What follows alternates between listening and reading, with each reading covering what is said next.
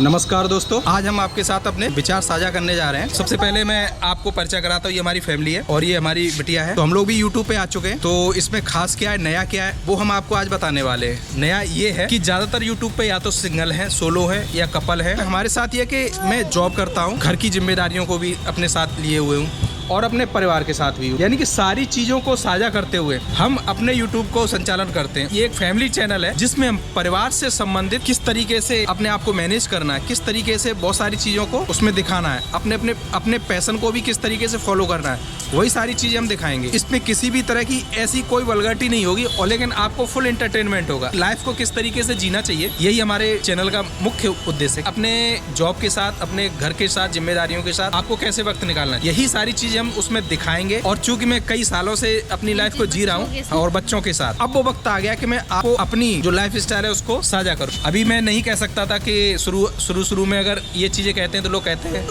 ये तो बहुत जल्दी है, आगे देखेंगे क्या। लेकिन आज लगभग शादी के 5 साल हो गए और 5 साल से मैं नॉन स्टॉप ट्रेवल कर रहा हूँ। 2 बच्चे भी हैं मेरे और इन 2 बच्चों के साथ मैं किस तरीके से मेंटेन कर रहा हूँ, यही सारी चीजें अब बताने वाली है। रिसेंटली हम आसाम की ट्रिप पे थे, तो परिवार के साथ थे। उसमें मेरा छोटा भाई भी था और उसकी वाइफ भी थी, उसकी भी बेटी थी। ये ट्रिप हमने किस तरीके से मैनेज की, किस तरीके से ये हमारे लिए खास। नॉर्थ ईस्ट स्पेशली इंडिया का वो क्षेत्र है जो टूरिज्म के लिए बहुत कम जाना जाता है और कम से कम परिवार के साथ उधर जाना बहुत रिस्की होता है। लोग सिंगल में जाते हैं या फिर अपने दोस्तों के साथ, लेकिन फैमिली के साथ, बच्चों के साथ उधर जाना या तो वो सेफ नहीं समझते या फिर वो अनटच्ड है, तो इसलिए वो नहीं जाते। और हमने ये रिस्क लिया और ये रिस्क काफी अच्छा रहा और इसमें कई ऐसी चीजें थी जो वाकई में सीखने को भी मिली और जो डर है वो आप भी खत्म कर सकते हैं।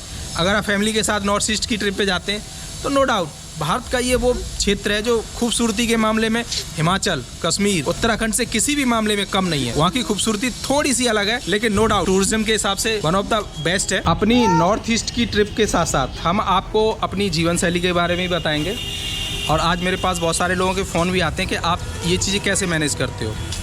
तो अब मैं एक शुरुआत करने जा रहा हूँ। वैसे सोचा था जन्माष्टमी वाले दिन हम इसकी शुरुआत करेंगे, लेकिन मौसम अनुकूल न होने की वजह से ये सारी चीज़ें नहीं हो पाई। बहुत सारी जिम्मेदारियां भी होती हैं, तो मैं अभी छत पे आके वीडियो शूट कर रहा हूँ और ये अब हमारे डेली रूटीन का हिस्सा हो। ये सवाल जरूर करते हैं कि किस तरीके से आप वक्त निकाल लेते हो। आसाम की ट्रिप तो समर वैकेशन में हुई, तो वक्त था, छुट्टियों वाला समय चल रहा था। मैं आसाम पहले भी जा चुका हूँ, 2001 क्लास 9th मैंने आसाम से ही की है। तो सबसे पहले मैंने एक होमवर्क बनाया कि मुझे किस तरीके से जाना है, किस तरीके से प्लान करना है और फैमिली के साथ ही प्लान करना था। और इसमें सबसे बड़ी बात थी रिस्क फैक्टर। बरसात की सीजन, तो उसमें बरसात की सीजन में लोग बहुत कम जाना पसंद करते हैं क्योंकि नॉर्थ ईस्ट में बारिश बहुत ज़्यादा होती है। फिर भी ये रिस्क लिया क्योंकि बिना रिस्क के आपको ज़िंदगी का आनंद नहीं आने वाला। अगर आप सामान्य सी लाइफ जीना चाहते हो, एक बने हुए पैटर्न पे चलते रहिए, आप एक औसत जिंदगी जी सकते हैं। अगर आपको कुछ खास करना है, वो आर्थिक क्षेत्र में हो, चाहे सामाजिक क्षेत्र में, चाहे आपके पैशन के क्षेत्र, तो रिस्क तो लेना ही पड़ेगा। तो हमने भी रिस्क लिया और आज उसी ट्रिप की हम शुरुआत करने जा रहे हैं, जिसकी शुरुआत होती है हमारी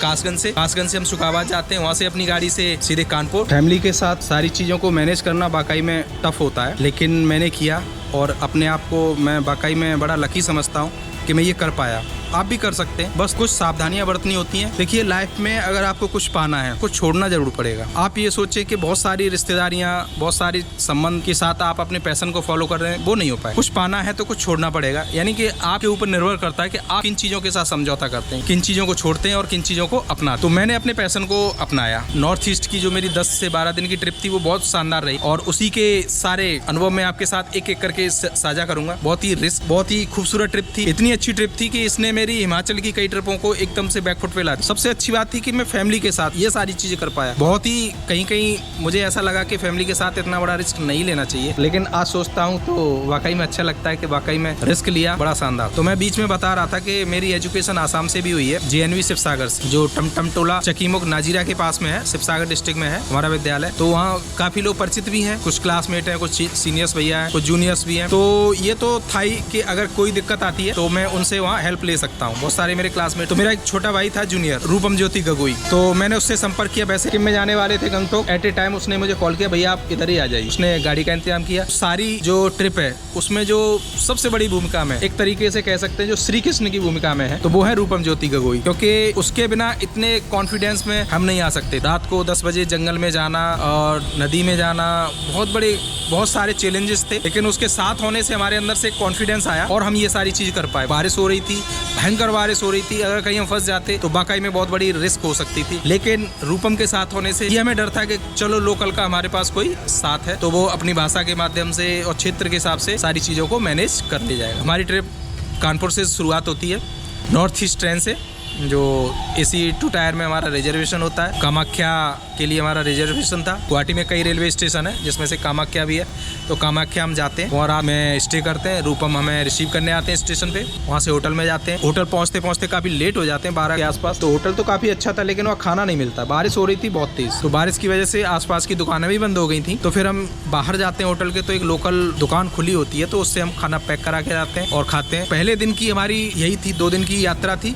उसके बाद जब हम गुवाहाटी पहुँचते हैं तो रात में हम जैसे ही वहाँ रुकते हैं होटल में, खाना खाते हैं और रेस्ट करते हैं। अगले दिन से हमारी ट्रिप की एक शानदार शुरुआत हो जाती है। मैं उन लोगों को जरूर रिकमेंड करूंगा जो जॉब करते हैं और परिवार के साथ एक अच्छी ट्रिप प्लान करना चाहते हैं, कुछ सीखना चाहते हैं, कुछ जानना चाहते हैं। क्योंकि मेरे साथ बहुत सारे फ़ोन आते हैं और लोगों की ये शिकायत रहती है कि परिवार के साथ ये संभव नहीं है। परिवार के साथ आप कैसे कर सकते, बच्चों के साथ कैसे कर सकते हो, शादी के बाद ये संभव नहीं है। बहुत सारे सवाल हैं, तो मैंने चैनल पे भी यही चीज़ फोकस की, क्योंकि नॉर्मल तो कोई भी जा सकता, बच्चे नहीं होते हैं उससे पहले भी आप जा सकते हो, घूम सकते हो। लेकिन बच्चे होने के बाद, अब जब 2 बच्चे होने के बाद आप कैसे जाओ भाई, बिल्कुल आसान है। जब मैं कर सकता हूँ तो आप भी कर सकते। किस तरीके से कर सकते हैं वो यही सारी चीज़ें हम बताएंगे। तो ये बिल्कुल एक्सक्यूज है मेरे हिसाब से, बाकी सबके अपने अपने विचार हो सकते हैं, अपनी अपनी कार्यशैली हो सकती है, उन्हें ये दिक्कतें आ सकती हैं। हालांकि मैनेज तो करना ही पड़ेगा। आप ये सोचे इतना आसान है तो उतना आसान भी नहीं है। तो सफ़र में समस्याएं तो आती हैं, बहुत सारी आती हैं, आप इनकी परवाह मत करिए। ज़िंदगी का आनंद लेना है ना, तो खुल के लीजिए, कोई भी बहाना मत बनाइए, किसी भी प्रकार का बहाना मत बनाइए। आप इस सीरीज में इतने खतरनाक हमारी ट्रिप को देखेंगे कि वाकई में आपको लगने लगेगा कि हम भी अपने परिवार के साथ कम से कम हिमाचल या उत्तराखंड तो जा ही सकते, नॉर्थ ईस्ट नहीं जा सकते। परिवार के साथ ये मेरा चैनल है और इसमें आपको ये बताने की कोशिश करूंगा कि किस तरीके से आप अपने परिवार को मैनेज कर सकते हैं, आप एक अच्छा कंटेंट भी क्रिएट कर सकते हैं। मैंने देखा कि यूट्यूब पे आज फालतू की चीजें आ रही हैं जिनका कोई आपके जीवन से बिल्कुल किसी प्रकार का कोई संबंध नहीं, लेकिन आप उसको देखे जा रहे हो, अपना जो कीमती समय है उसको बर्बाद किए जा रहे हो। मुझे लगता है कि आपकी ये जीवन है ना बहुत कीमती है, उसको जीना चाहिए, एंजॉय करना चाहिए, हर कीमत पे एंजॉय करना चाहिए। बाकी बहुत सारी चीजें इधर उधर होती रहती हैं, हमें उस पर विशेष ध्यान नहीं देना चाहिए। उन्हीं चीजों पे फोकस करें जिनसे आपको मतलब है। अगर आप सारी चीजों को देखेंगे तो निश्चित मानिए कि आप डिस्टर्ब रहेंगे। ये दुनिया है ना एक परचूनी की दुकान है, आपको जो सामान चाहिए उससे मतलब रखिए, वो ले आइए। बाकी ये मत रखिए कि उस पर बहुत सारा सामान है हमें खरीदना है, आपको नहीं खरीदना है ना, आपको जो खरीदना है वो खरीदिए और लेके चले जाइए। आप किस तरीके से अपने आप को मैनेज करें, आप अपनी लाइफ को कैसे जिए। आज जो सबसे बड़ा चैलेंज है वो आपके जीवन से ही संबंधित है। आज लोगों के पास पैसा है, सम्मान है, सब कुछ है, लेकिन वो खुश नहीं है। उसकी वजह यही है कि वो अपने लाइफ को जिस तरीके से जीना चाहते हैं जी नहीं पाते। बहुत सारी समस्याएं रहती, तो वो शिकायतों में ही घिरे रहते हैं, पैसा होने के बावजूद, अच्छी जॉब होने के बावजूद भी। तो मैं तो बस यही कहूँगा, जीवन है उसको एंजॉय करिए। शिकायतें कभी खत्म नहीं होंगी, एक खत्म होगी दूसरी आ जाएगी। तो आप अपनी प्राथमिकता में क्या रखते हैं, परिवार के साथ घूमने के शौकीन है तो हमारे चैनल को जरूर सब्सक्राइब करें, लाइक भी करें, कमेंट भी करें और अपने विचार भी कमेंट के माध्यम से हमें बताएं। छोटे से पटाखे के साथ हम अपने इस सीरीज का आगाज करते हैं और उम्मीद करते हैं कि आप सब लोगों को ये सीरीज़ पसंद आएगी। देखते रहिए, एंजॉय करते रहिए और कमेंट के माध्यम से अपने विचारों को भी हमारे साथ साझा करते रहिए। और अगर आपका कोई सवाल है उसका जवाब भी हम देंगे।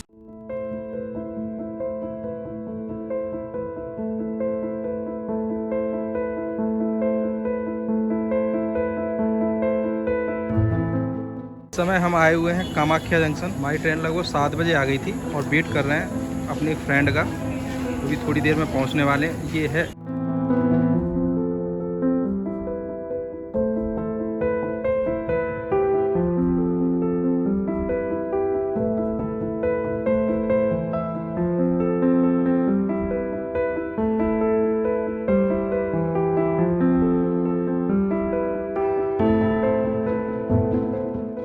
रात के 12:15 बज रहे हैं। अभी हम खाना लेने आए हैं। जिस होटल में रुके हुए थे वहाँ खाना नहीं मिला। अब हम बाहर होटल से आए हैं, बारिश भी हो रही है, तो यहाँ से होटल खाना पैक कराया है।